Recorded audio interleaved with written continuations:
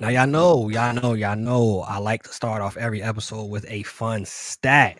Since 1996, LeBron has more playoff wins than any single franchise. You know what's crazy about that though?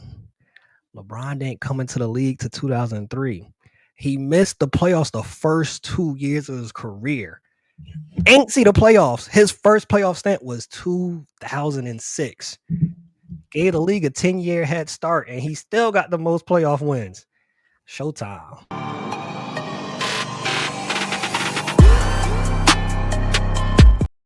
Crazy stat by LeBron, which once he retires, we're going to be having a bunch of those. But fellas, how are y'all doing tonight?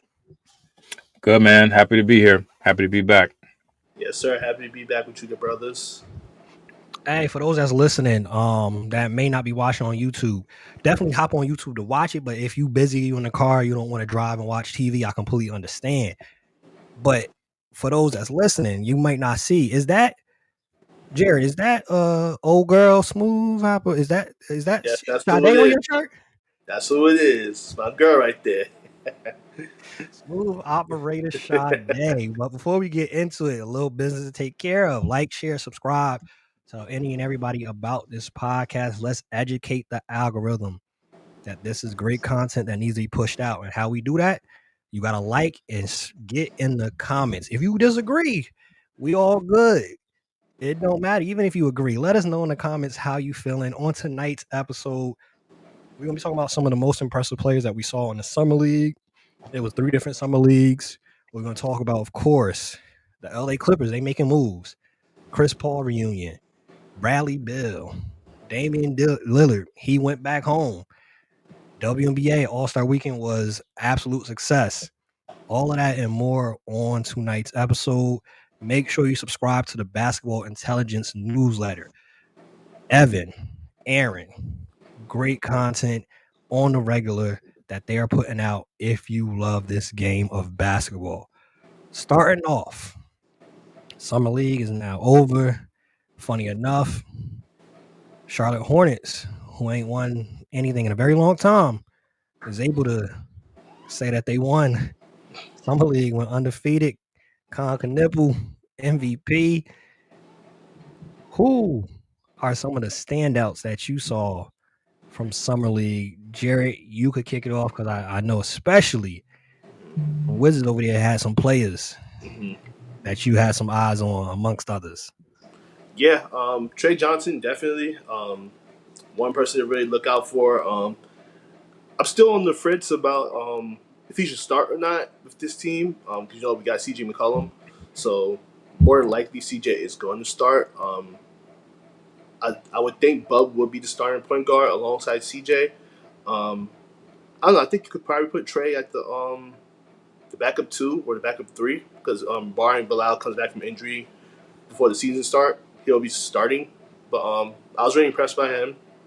I was impressed by the Watkins kid as well. He had 8 steals for a summer league record, so he's going to come in, be a defensive guy on the team, and seems like that's what the Wizards are going for as far as a bunch of lengthy defenders who's willing to actually play defense for a young team.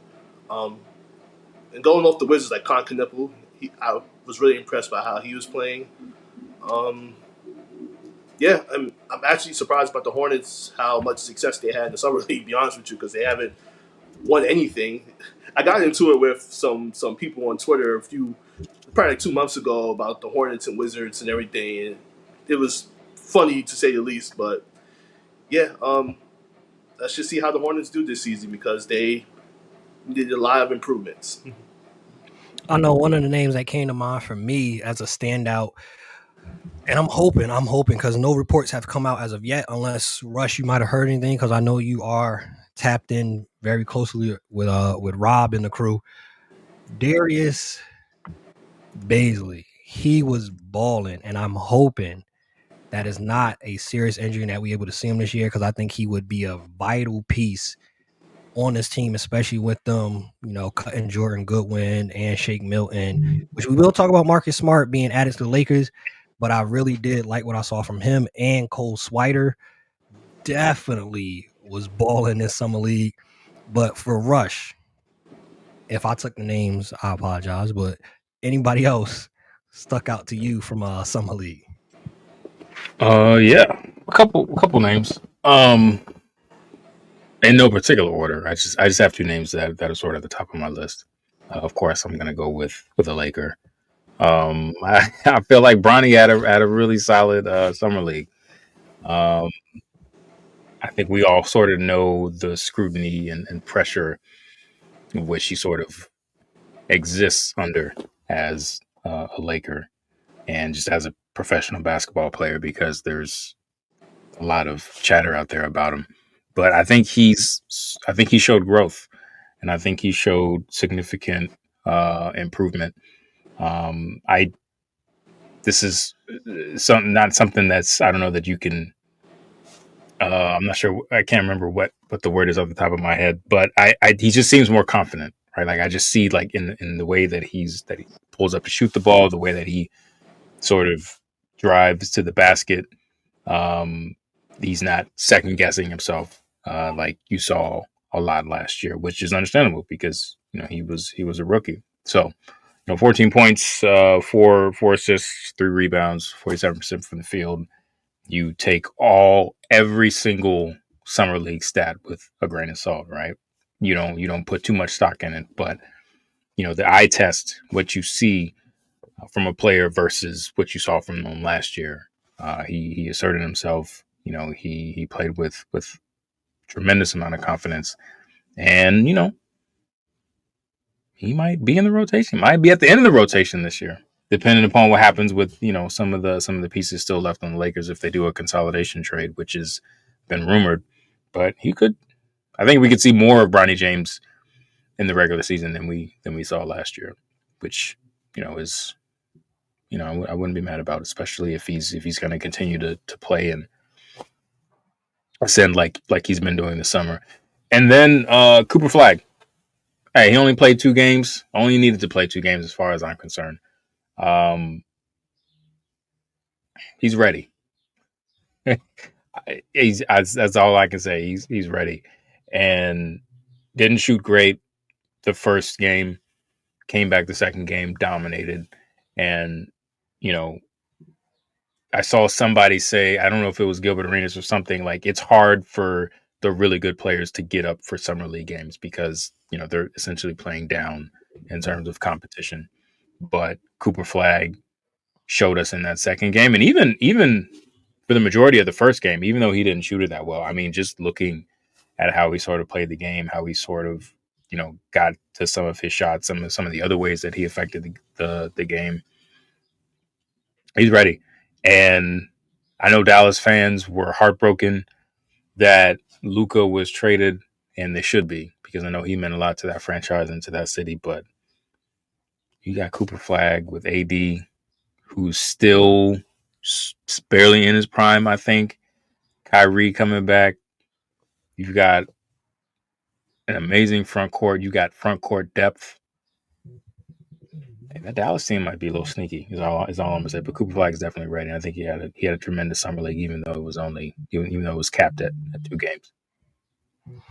A name that we didn't bring up, Reed Shepard. Ime Udoka already has had conversations and saying that he will be playing this year. What are your expectations of Reed Shepard going into year 2 and from what you saw in Summer League? Go ahead, Jarrett.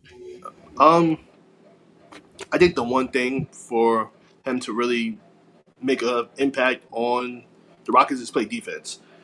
He's small, and I don't know, I'm just not too big on him being the backup point guard where Fred is small as well. And I mean, granted, Fred commits to defense and he's small, but he competes on that end.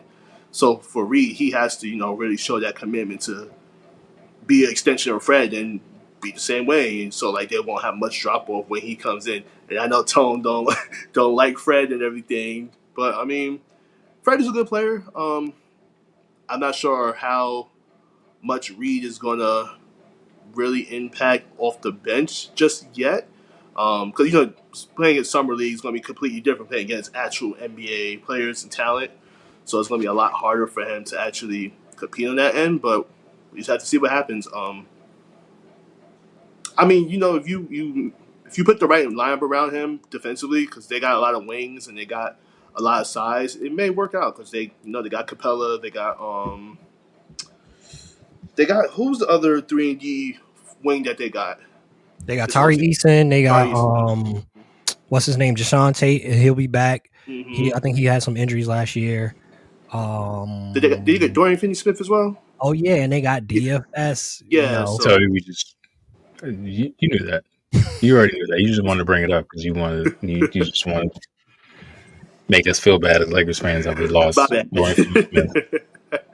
It's okay. I'm not gonna hold it against you. But I mean, if they put the right lineup with Reed off the bench, then he could probably do something. Give him a couple seasons, he may turn to Peyton Pritchard.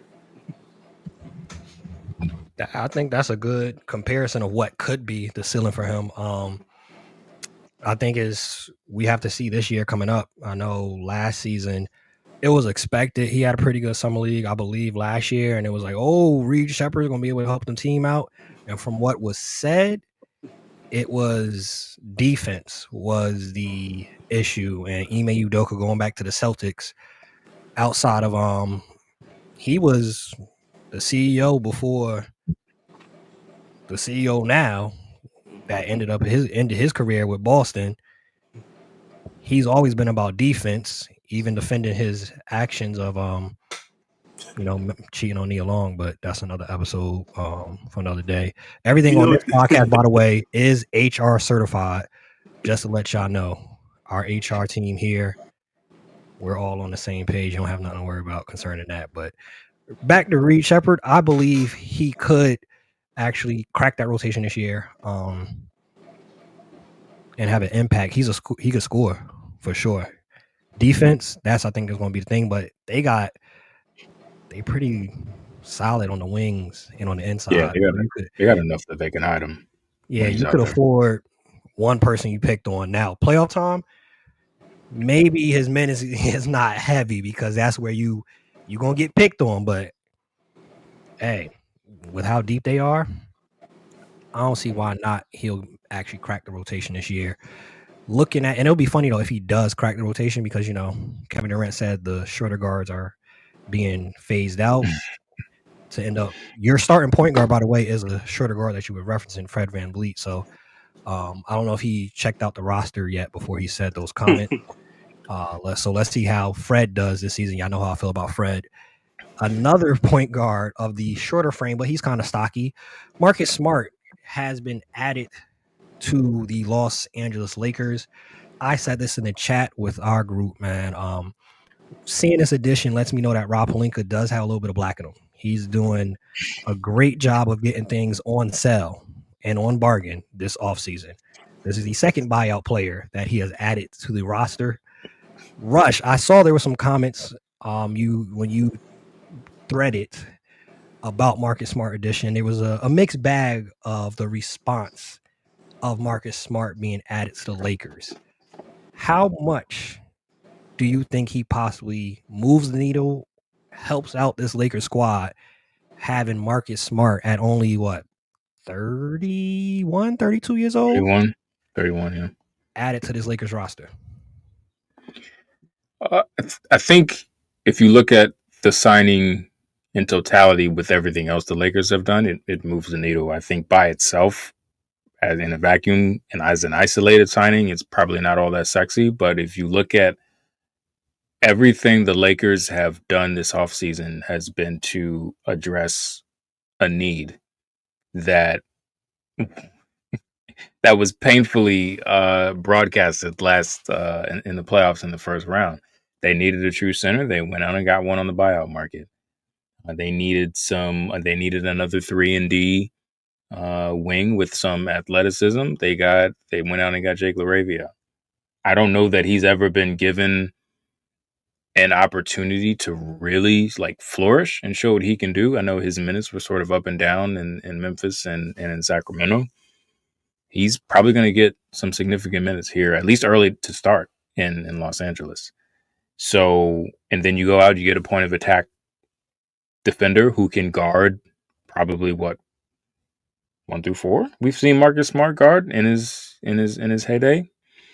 So I think if you look at that sort of collectively, and the fact that the Lakers have not sent out any assets to get those 3 players, and still have all the assets available to make a consolidation trade if they want to, or to just make a trade to get better.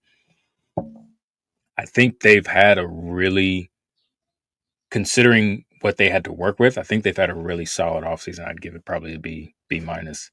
But specifically to Marcus Smart, I mean, one of the things that we heard with the Lakers last year is that they didn't really have that dog mentality. They didn't have anybody, who could sort of go out there and inspire the team defensively through grit, grind, hustle, intensity. That's, if you know nothing else about Marcus Smart, you know that he fits all of those adjectives. So people are asking, like, what does he have left, as if he's like 40. Like, a dude is 30. He's younger, 6 years younger than me. And I think health, as long as he's healthy, I know that's a big thing for every NBA player, not just Marcus Smart. I think he will fit in very well, and I think he's sort of the kind of player, not necessarily in terms of ability, but he's sort of like a Rondo for the LA, like the 2020 team, in terms of having a guy who can come in, can run the show if you need him to, can do the dirty work, can get people in spots, but also is just going to go out there and dog it out. So I really like the signing from that standpoint, and anything he gives you offensively is just a bonus. So I'm high on the signing. And the fact that we've made all these upgrades, like I said, without sending out any assets, I think, Rob has positioned themselves to still make a trade or try to make a move for another 3-and-D wing, which I think we still need. But no, I like the Marcus Smart signing. I like for 3-and-D wing. I like to also add a little bit more depth. I'm not the hugest fan of Jackson Hayes getting too many minutes. Him coming off the bench is good. I'm glad he's not going to be the starter, obviously. But again, X factor. We have to see what DeAndre Ayton does. Can he stay out of foul trouble, which will keep Jackson Hayes from getting too many minutes? The other thing is, I thought about it. I watched the game film. I went back and watched the tape. And Rush was right. We are forgetting that, Luka still is a top 2, top 3 ceiling raiser, floor raiser, however you want to put it. Luka can carry a D3 basketball team to the finals. So I think they're a little bit better than a D3 basketball team when you still got a LeBron on the team, of course, and you add the rest of the role players through if they play what they need to do and do their part. They can very much be in that conversation. I'm a firm believer, and this is no disrespect to OKC, but from what we've seen in the past, I don't think they're going to repeat. We haven't seen a repeat champion in dang near almost a decade, something to that extent. And a lot of teams got better. A lot of teams got better in the West, specifically got better. I'm gonna disagree. I don't think a lot of teams. I think 2 teams got better. I think Houston got better, and I think Denver got like marginally better. Would you throw Dallas in that mix? Because adding Cooper Flag, I think. I mean, that's a huge. I guess so. I guess so. Because I did just say that. Yeah, adding your boy D'Lo, y'all All Star and point guard as well. I really, real talk. I really do think that was a very good signing for Dallas and for D'Lo, for a number of reasons. One, I think his deficiencies are more easily covered up on this Dallas team than they were on the Lakers, just because of everybody he has behind him. Clay isn't necessarily what he was defensively, but you got PJ, you've got Gafford, you've got AD, you've got Lively. You've got a lot of help behind you. So I think some of his liabilities will be covered up. Shot selection, hey, who knows? We'll wait and see. But no, I think because one of the things that I've seen online is that you have to understand as a Lakers fan, probably 75 to 80% of the negative takes on your team that you're going to see online are just people who are they're purely hating because it's just the Lakers. People hate the Lakers. They love to hate them, which is fine. It's like Dallas Cowboys, like the Yankees. I get it. But a lot of people are saying like play in, miss the playoffs. Like I seen this cat on Threads who is a Chicago Bulls fan talking about Lakers fans be happy making the play-in. Like, bruh, y'all won 37 games last year. Now, you beat the Lakers twice. Second game on some bullshit. But hey, y'all swept us. So I guess that'll be your banner raising moment for the season. You beat the Lakers twice. But I don't want to hear nothing from a Chicago Bulls fan talking about be happy with the plan. Like, you don't get to speak on nobody. But anyways, I've seen a lot of people saying like play-in, Lakers have taken a step back. They've addressed almost every major need that they had last year. Losing DFS hurt. Dorian Finney-Smith hurts.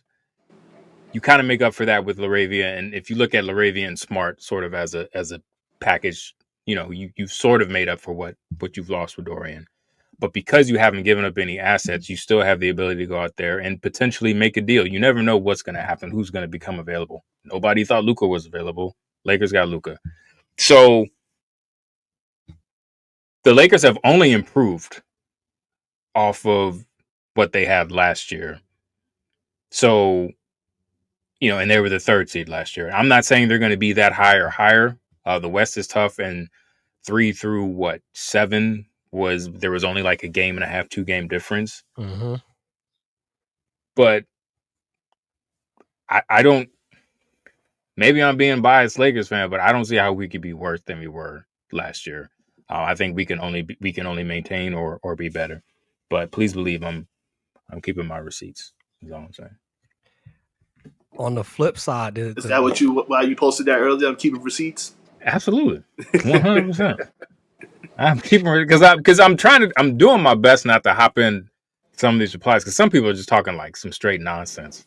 But I believe in freedom of expression, so I don't want to bring a horde to somebody's replies because they're talking some nonsense. So I don't want to engage.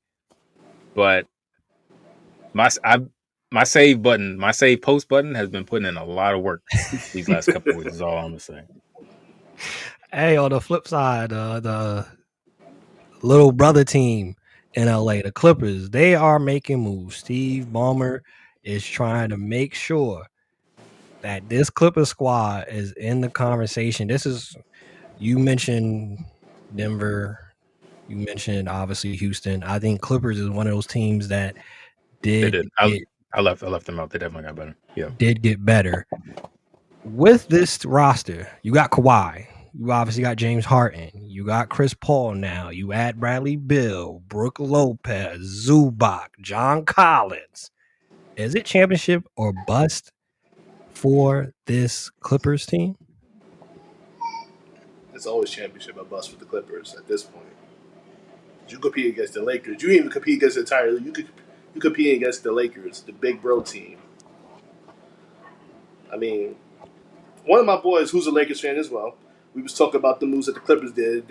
He was saying that the Clippers might be able to compete for a championship. And me personally, I was like, they ain't going to do nothing. They're not going to do nothing. Clippers always fold, bro. We see this story all the time. It's like they always get a stacked roster, but most of the time it's health issues. So it's not talent-wise. It's always kind of like them being unhealthy at the most wrong time. Like Chris Paul, he's known to get hurt during the playoffs. That always happens. Bradley Beal, he's been hurt for these last 3-4 years. Harden, I've been trying to defend Harden, but he's a playoff choker at this point. Kawhi, we don't know what's going on with his body. We're going to need a 30 for 30 on what's going on with him when it's all said and done. Brook Lopez, Zubac, they're good players. Zubac probably should have been an All Star last year, but that's a whole other conversation. Yeah, I mean, I don't know. I mean, to me they've gotten better, but the main thing for me is health. Can they stay healthy at the right time? Like you could get hurt in the beginning of the season, whatever. You can always bounce back from that if you come back at the right time, like before All Star break. You make a little run, peak at the right time. You could do something in the playoffs, but that's the thing. Can you guys actually maintain and be in good health playoff time? So for me, that's going to be the big if. Hey, And Rush, I mean, go ahead. I mean, like they're so perimeter heavy right now. And it's like I know that's where the league is going, but it's like you still have too many mouths to feed on that team. You got Kawhi, you got Harden, you got Chris Paul, you got Bradley Beal, you got Zubac, you got Brook Lopez. You got all these players, and then you got John Collins, who's to me is a very good player. So all these players essentially are scorers, except Chris Paul, of course. But all these players are scorers naturally and need the ball in their hands to be productive. John Collins could be like kind of a lob threat and everything, play off the ball a little bit. Zubac, he's more of a post up there. Brook Lopez, he can stretch the floor, stand in the corner, pick and pop. But Brad Beal, Harden, Chris Paul, Kawhi all need the ball in their hands. So it's the same thing that happened with the Suns last year when Beal, Booker, Durant. You need like a more balanced roster, in my opinion. You can't have a super top heavy roster and then just forget about the role players. Like someone's gonna have to sacrifice. And it seemed like Bradley Beal didn't want to sacrifice last year with the Suns when Budenholzer should never probably said, I need you to be more like Drew Holiday, because Bradley Beal is nothing like Drew Holiday in any stretch of the imagination. But maybe he said, hey, I need you to come off, like play off the ball no more, maybe commit to playing defense more. Let's see if we can run a couple pin downs for you, come off a screen so you get your open looks, get your rhythm going. So someone's going to have to sacrifice on this Clippers team. I don't know who it's going to be, but it's going to be a conversation to have for the coaches, and I'm glad I'm not in that locker room to deal with it. I like the roster and the construction how it is, especially you got Bogey still in the squad, Chris Dunn still in the squad, the Amir Coffees of the world. He'll come in and have good minutes. Patty Mills is still there as a vet that could come in and knock down a three easily. For me, looking at it, right, I think if anybody could get it done, especially, last year they was able to make sure Zoo got the ball and Kawhi played this X amount of games that he played. If anybody could get it done and with personalities, it's Ty Lue. So I think he's definitely the man for the job to try to figure this out. I want to ask you this, Russ, right? So Kawhi has a pretty good, solid roster. KD, pretty good, solid roster. Who you feel has more pressure to win next year? KD or Kawhi? I would say KD. Not that it's fair, but that's probably what it'll be. One, because I think just in the era of load management, I think we've just sort of accepted that certain players are just going to miss games. So I think Kawhi doesn't really get the knock that he did early on, like in load management. But you look at Kevin Durant, people. It's just sports, NBA fandom, right? Like some players get treated one way, and other players get treated another way. And unfortunately, every Kevin Durant move is scrutinized, and every team that he goes to, if they don't win, people are gonna make noise, and they're gonna let him know about it. Even though he produces, he's still producing near his career numbers at 36, almost 37 years of age. So yeah, it's unfortunate, but I don't know that the pressure. I don't know that Kevin feels or KD feels pressure, because I think we all sort of acknowledge that Kevin Durant's he loves hooping, so he's gonna go out there and hoop to the best of his abilities.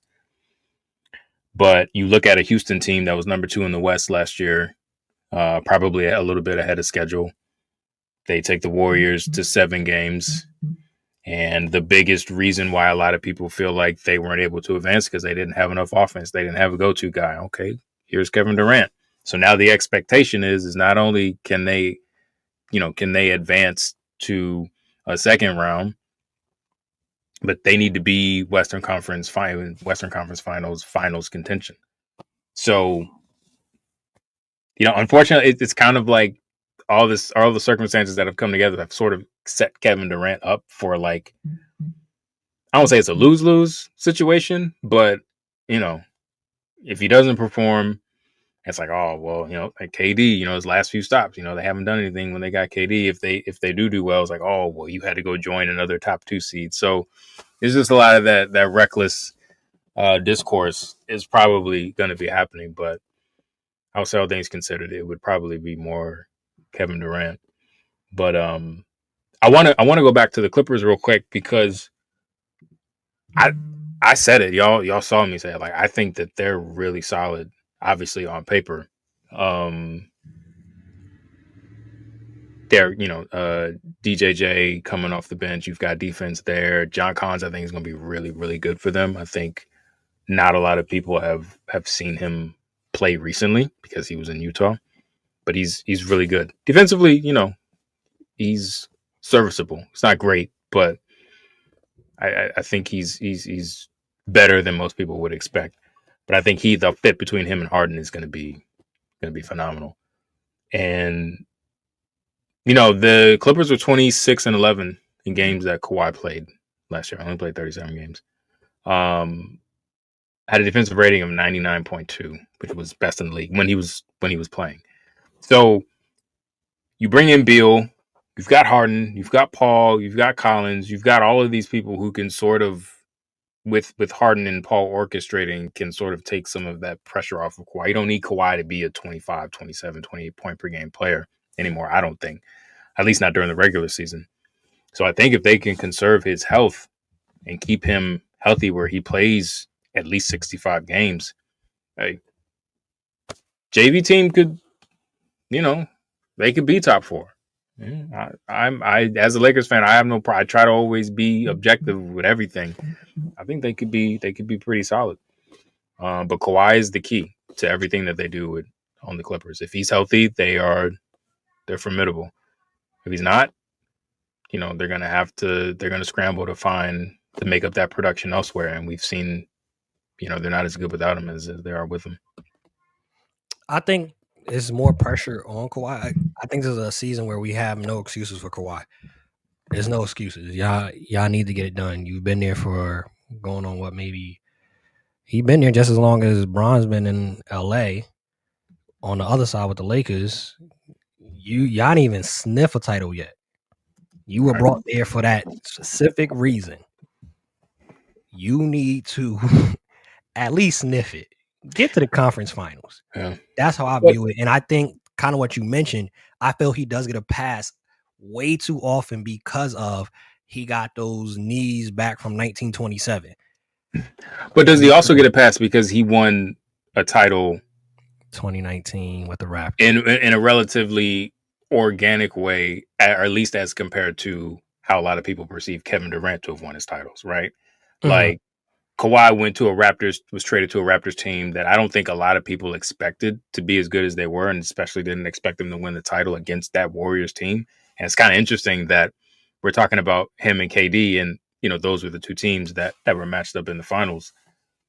So is that maybe that also plays into why Kawhi gets a little bit more of a pass than KD, because he took a Toronto squad and won a championship in 1 year.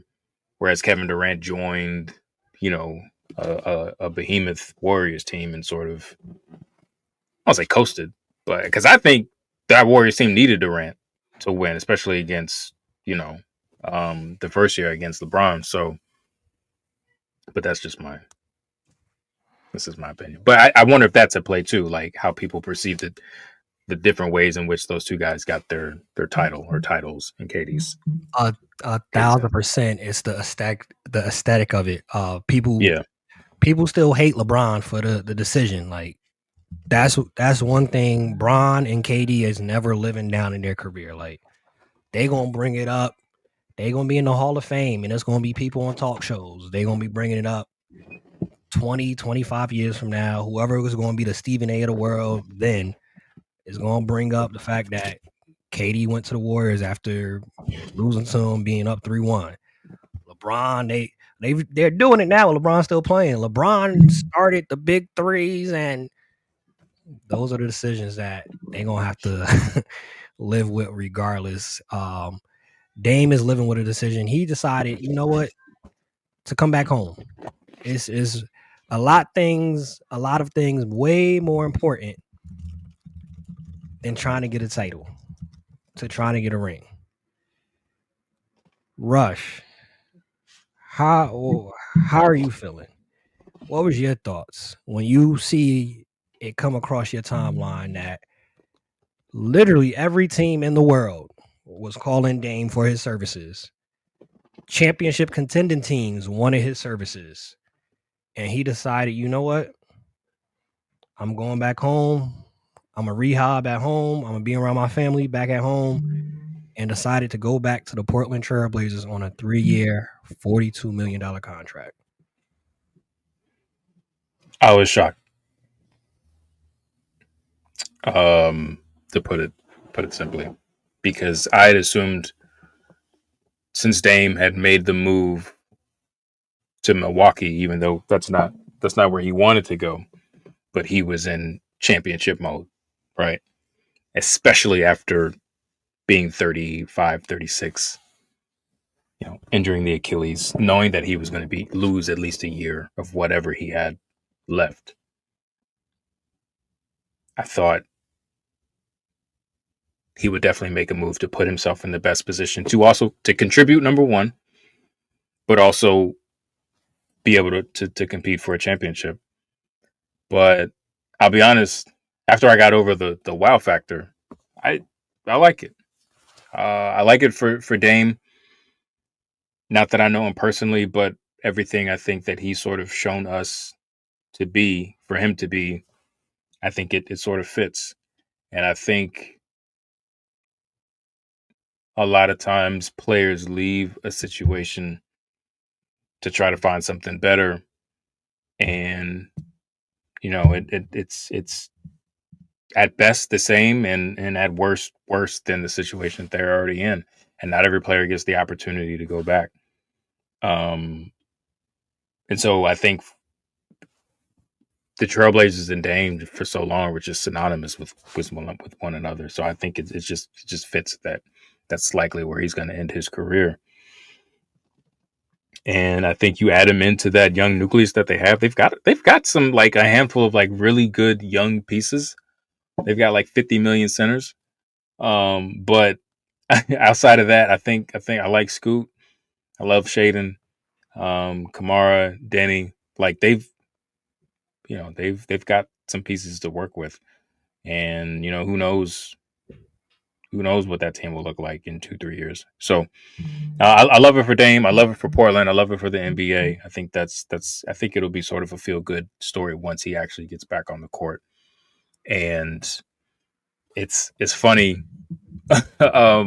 because this was a conversation on Threads. It's like people were hating on Dame for the move going back to Portland, and it's like fans don't want players to ring chase, but they also don't want them to not ring chase, right? Like Dame said he wanted out of Portland. Oh, why are you going to Milwaukee? Why do you want to go to Miami? You whatever. You running from the grind. And now he wants to go back to Portland just to finish out his career and, just be happy around his kids, around the organization that, he had ever known, the only organization he never known before he got traded. And I was like, oh, why would you go there? Why don't you go to, like, again, NBA fans don't know what they want. Some of them do. A fair number of them do, but majority they don't do. Jarrett, he's back in a Blazer jersey, right? I want to ask you this. That storied franchise, you got players like Clyde Drexler that has played for them, Bill Walton, LaMarcus Aldridge, Brandon Roy, Terry Porter, Clifford Robinson. Scottie Pippen even had a stint with them. Of course, Rashid got his start in the NBA with the Trailblazers. Do you view Damian Lillard as the best Portland Trailblazer to ever play? Is Damian Lillard the best Blazer ever? It's hard. I mean, he's definitely the best player, like as a basketball talent. But as far as legacy goes, I would say Bill Walton, and then probably Clyde Drexler. Based on Bill Walton's won MVP, took them to the championship. Clyde took to the finals twice. Yeah, twice. And even though he was unsuccessful winning a championship, but with Portland, but still got them there as the number one guy.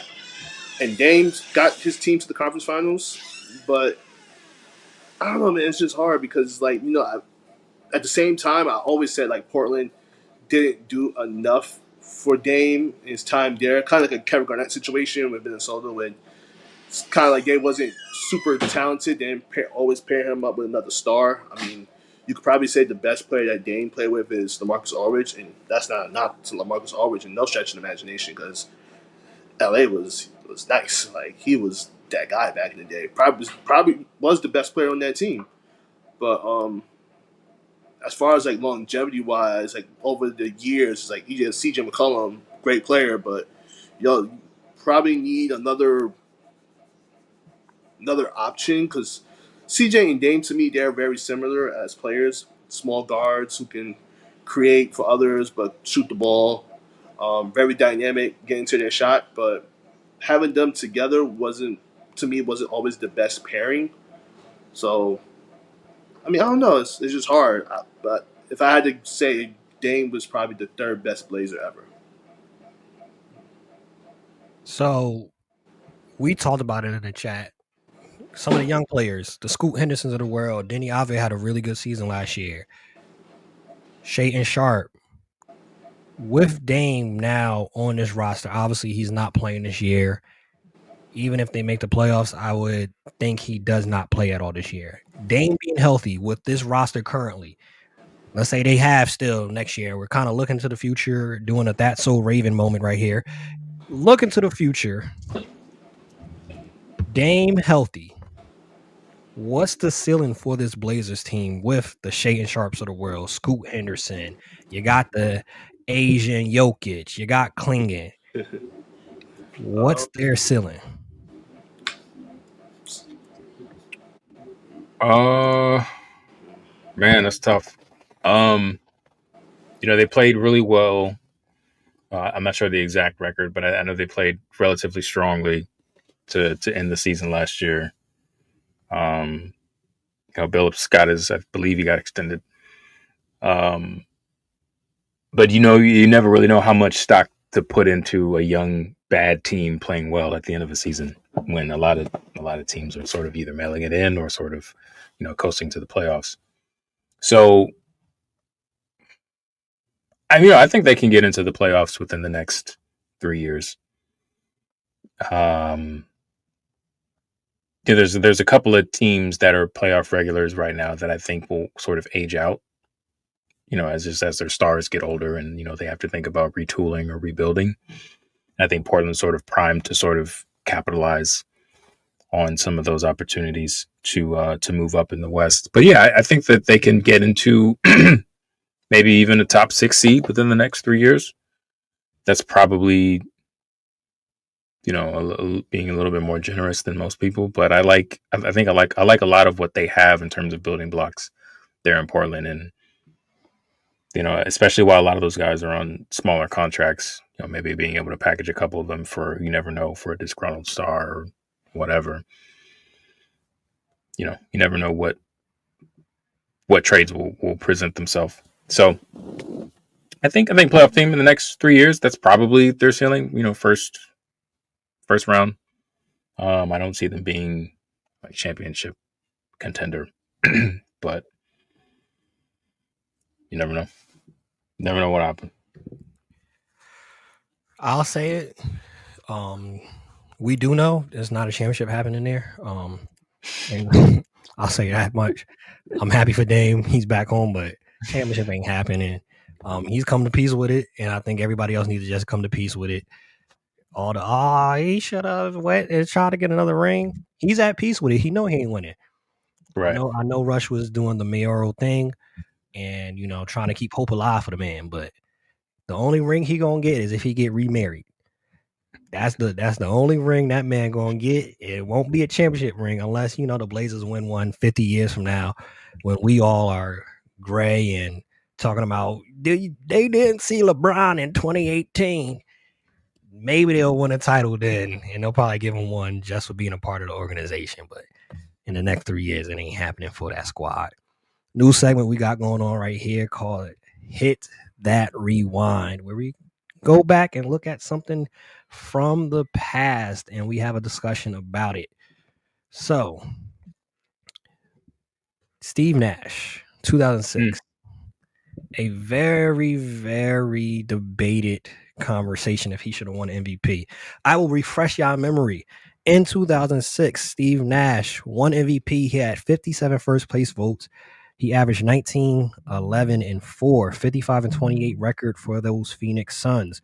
LeBron was in second place with 16 first place votes, 50 and 32, 31, 7, and 7. Dirk, third place, 14 place votes, and 13 first place votes, 16, 22, 27, 9, and 3. And in fourth place, Kobe had 22 first place votes, 35, 5, and 5 with 45 wins. Did Steve Nash deserve that MVP in 2006?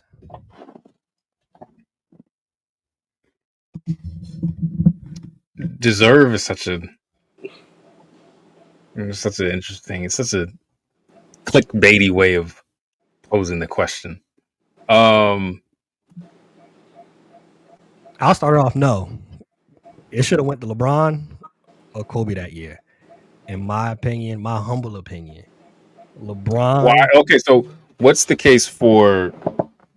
And I'm indifferent, right? Like, I'm fine with either three of those players winning it. Obviously, Nash won it, but what's the argument? Like, say for Kobe winning it, The stats. That team without Kobe, I don't even think they win 45 games. 6 seed, right? I don't even think they win 45 games to be able to get that amount of many games. To me, we see he actually, out of those four players, he actually had the second most first place votes. So there was credence there for it to happen. I don't think he would have got it because of the lack of wins. But discussion that we've always had, the actual criteria for MVP every single year, the goalpost is moved, and we don't have a conversation from the voters or the NBA of what the criteria is. Sometimes, they got to have at least 50 wins. He had to been leading the league in scoring. It changes every year. I think Kobe or LeBron should have won it that year. LeBron more so because I know that's the discussion. He had the wins to go with the stats that he had. 1911. That's Tyrese Halliburton right now, basically. But 51, 44, and 92 also splits. The shooting so splits. that's not nothing. And I also think Nash was the engine for that Phoenix offense. So you can make the argument that he's just as valuable for his squad as Kobe or LeBron was, because you don't have that. Mike D'Antoni doesn't get his offense to hum as well as it did if you don't have Steve Nash. So that's why it's interesting for me, because like back then, I was like, oh man, Kobe got robbed. 35 points a game, 4 and 5. Like, got what? But looking at it now, just as a more like more mature observer of the game of basketball, like just understanding the nuances and how each situation is different, like team to team, I think you can make the argument that like, even though the numbers, points, and like some of the other stats weren't necessarily on par with what Kobe and Bron did, especially Bron, impact Like, if there's no Steve Nash, do that Suns teams, are they as high seed as they were? You know, like, I don't know, but that's why I say I can live with either one of them winning. Obviously, Steve Nash won it, but I can see the argument for Kobe and LeBron. But I think what gets lost in that sometimes is, I think sometimes, not saying you, but I know just like a lot of other people I've seen having this debate, sort of, I don't know, maybe take for granted how important Steve Nash was to that Phoenix offense being as prolific as it was. Jarrett, what say you? I'm all for Kobe winning it that year. But now that I'm looking back at it, I think Dirk had a case for it as well. I'm looking at it. He had the third best record in the league. 60-22. Yeah, third best record in the league. He averaged 26 and 27 and 9 basically.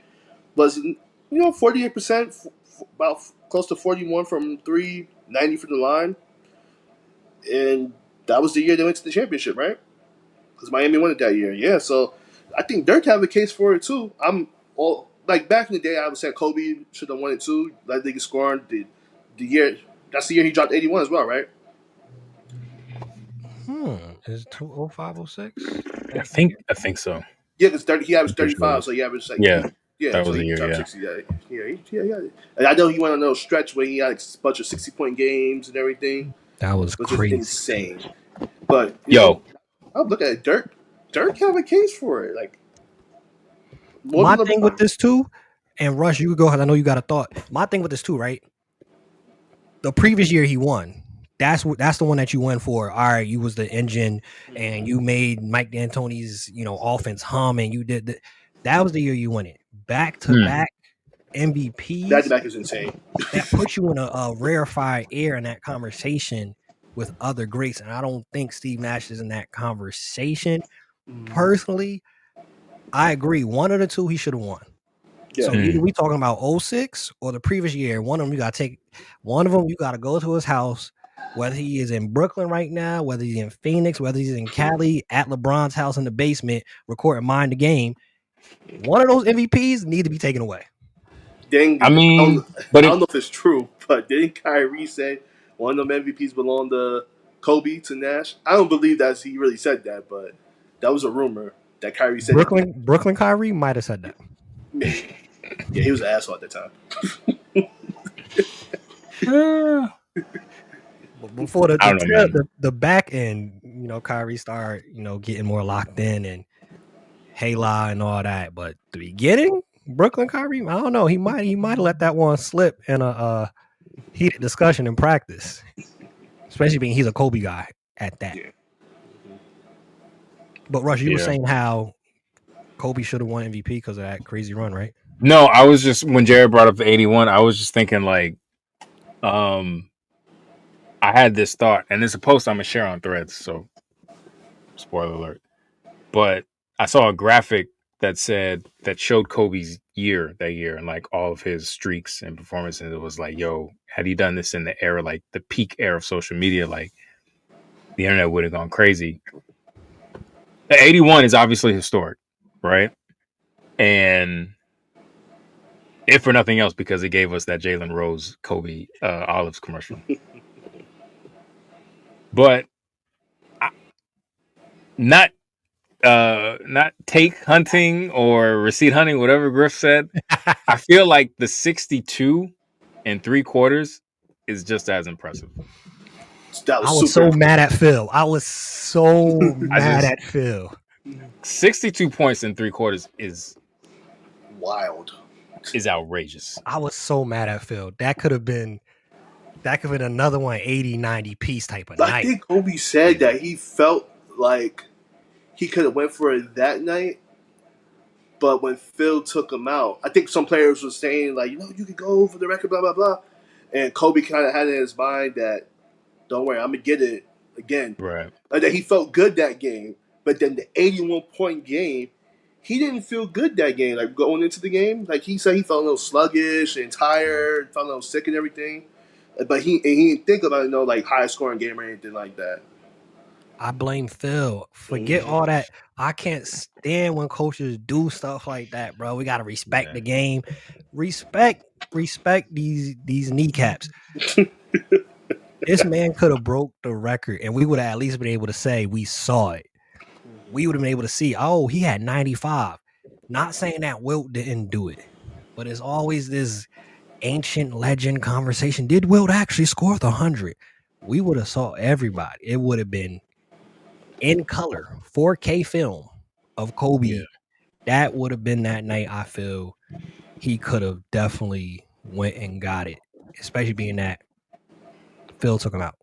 It's not like a Saquon situation where Saquon, and I know we know basketball, Paul, but y'all get the records. Saquon had a chance to get the record, and he decided not to go get it. No. Phil and all this, we gotta respect the game in it. To this day, I hate that Phil did that, because that could have been. But maybe, I don't know, maybe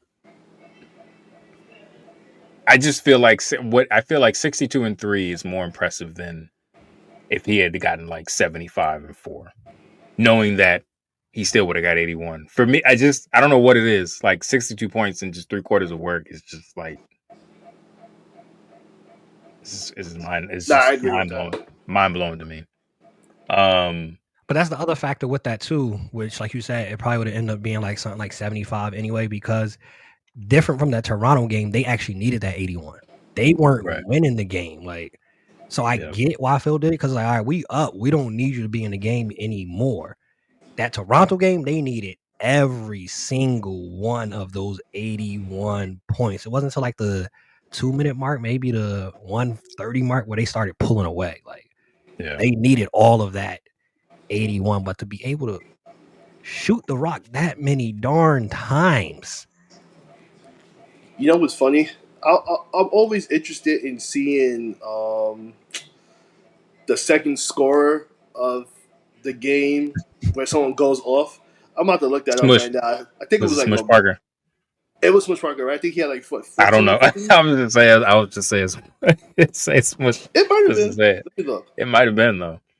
It was. You were right. Smush Parker with 13 points. 13, yeah. Chris Mim. You remember Chris Mim? He had 12 points. I remember Chris Mim. We talked about it before the show. 2K, Chris Mim was getting me at least 10 and 14 boards. I feel like Chris Mim should have been so much better than he actually was. It could have been a situation where you're playing with Kobe, you know, that's a level of greatness that is expected. So maybe it was a factor of that. But I remember, we're not going to go into it, but I remember them Lakers days. We had Chris Mim. We had the DJ Mabengas of the world. We had Brian Cook as a stretch 4. Kwame, Smush, my boy, the machine, Sasha Vujacic, like Ronnie Turiaf. Carlos Boozer. Ronnie Turiaf, Carlos Boozer. Like, we could go down the names on top of Drew Eubanks. Like, we could go down the names. Earl Clark. I remember that run too. Had a couple good games. They thought something was gonna be there. It was a lot of players that went through that time where Kobe was trying to get back to the mountaintop. They was bringing any and everybody in there in that rotation of players. But looking at the weekend that just passed, I would be remiss if we do not talk about WNBA All Star weekend. What was the biggest highlights for y'all, biggest takeaways from WNBA All Star weekend? I'll let y'all take it away. The ball's in your court, because it was a lot from this weekend that you could pick from. Stud Budz. For sure. They did a lot of promoting for the W, and it really put a light on how fun and talented these women are. You got to see a lot of the behind the scenes stuff. Yeah, I mean, I hope that they do more stuff like this, and maybe the W can get more involved in it, where they can have the Stud Budz interviewing some of the players and not putting a cap on it or censoring it. Let them be authentically still them. so we could get like the like kind of like a All Star segment behind the scenes where they're fully engaged with them, like how like how Natisha was on the bench recording the game and everything. Like that was cool to see. So like hopefully going forward that'll be something. But of course the negotiations with everything, that was another big takeaway of it. Hopefully they figure that part out because we don't want to see a lockout. So hopefully it'll work out. But someone on Thread said this is probably like a hot take thing, but a lot of people probably agree with this. They said that Kathy was seeing the Stud Budz videos a lot more often, so she can kind of like be in good graces with everyone, so they can have a good negotiation conversations when it's time. And it's probably true. Kathy was in a lot of those videos. She was like, dancing the Nuck If You Buck and having a good time with the players. But would she have done all that if it wasn't for them having to do all the negotiations right now? But who knows? I mean, but Kathy, that ain't saving you. That is not exactly. saving you, Kathy. Like So probably wanted to seem more personable, but yeah. Mm-hmm. respectfully, they nice. Cause the way that Kathy been handling stuff since she became commit, you not hopping in no videos. You go back to your hotel. They nice. If I'm the WNBA players, you wasn't ending up in none of these videos with how the negotiations they say are going so far. Nah, till you do right by us. What's that movie? Till you do right by me, hop. Like, yeah, we would have been on that type of time. Till you do right by the WNBA players, you will not end up on no video. We not shaking your hand. We not saying, "Hey, cat." None of that is happening. That's just how I view it. Rush. It's been. We talked about it before the show. It's been it's been a very controversial thing of should the players be paid? They don't make revenue. They're not making any money. How do they want a higher percentage? To those people that have that mindset and that mentality that they shouldn't get any more money, they're actually paid correctly. What say you to those group of people that may not be knowledgeable on these negotiations and the players making more money? I think in general,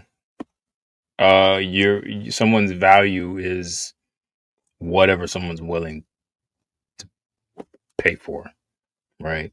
Up to this point for the WNBA, it's been a certain number within their previous collective bargaining agreement.